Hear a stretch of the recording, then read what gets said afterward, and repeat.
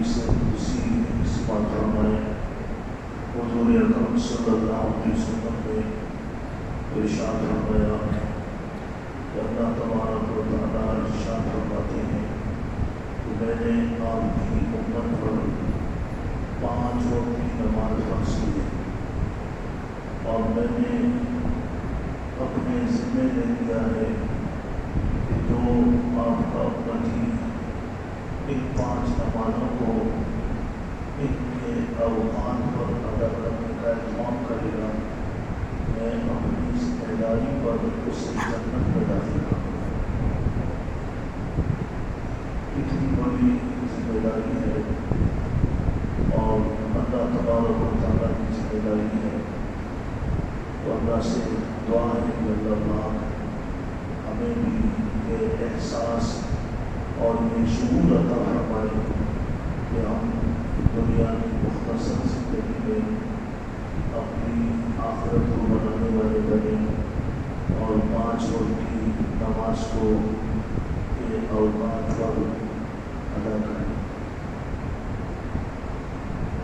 نماز سے متعلق 2 مسئلے کی سماعت فرمائے۔ ایک مسئلہ تو جماعت کے ساتھ نماز پڑھنے کا ہے۔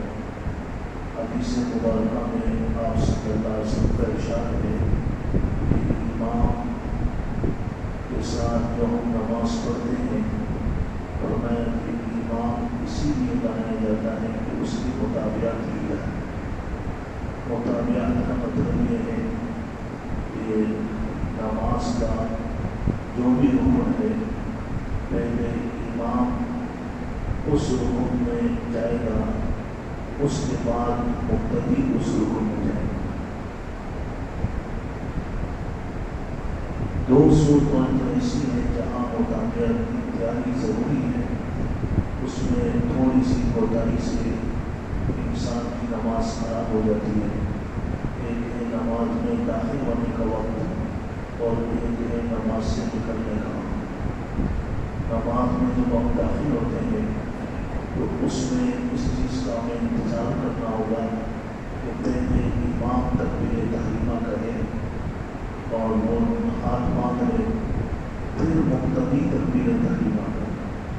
خدا نخواستہ امام سے پہلے ہی مقتدی نے تکبیر تحریمہ کے لیے ہاتھ باندھ لیے اور امام بعد میں کہہ رہا ہے کہ اس وقت کی نماز خراب ہو گئی۔ اسی طریقے سے نکلنے میں کہ امام کا انتظار کریں کہ امام سلام پھیرے، تو امام کی جب ایک طرف سلام امام پھیر لیتا ہے اور آواز بند ہو جائے سلام کی، پھر مقتدی سلام پھیرے۔ اس میں بہتر طریقہ تو یہ ہے کہ امام کو دونوں طرف سلام پھیرنے کا موقع دیا۔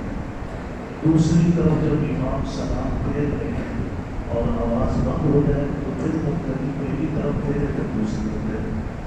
اگر یہ نہ ہو تو کم سے کم یہ ضروری ہے کہ پہلی یعنی دائیں طرف امام سلام پھیر لے، امام سلام سے فارغ ہو پھر مقتدی سلام پھیرے۔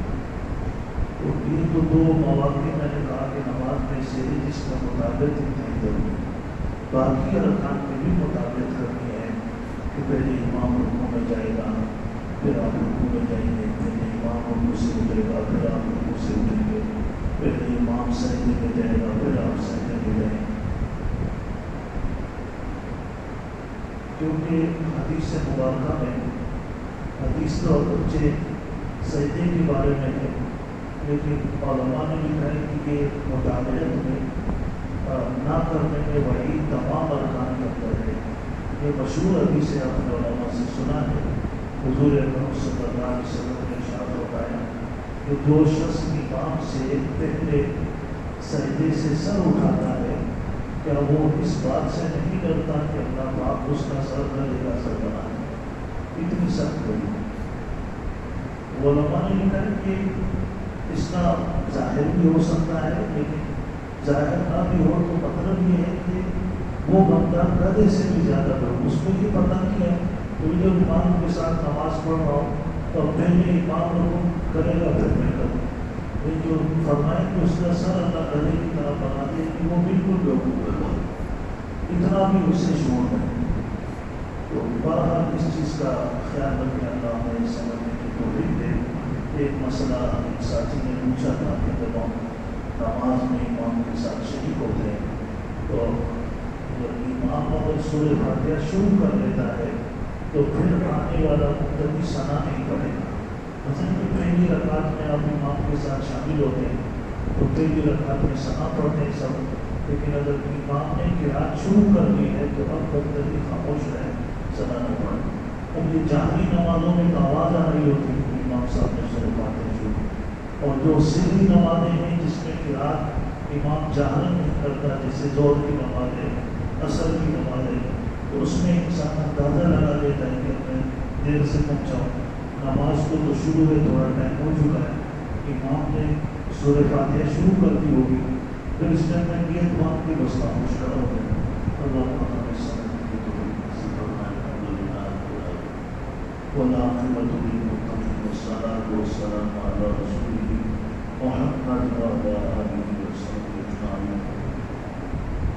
اللہم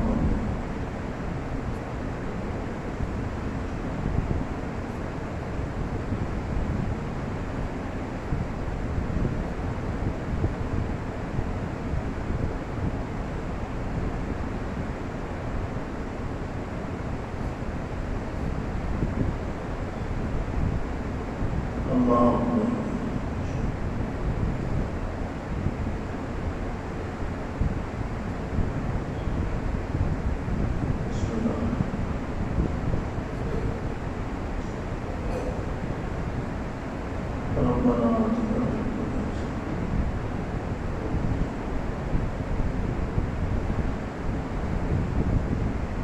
يا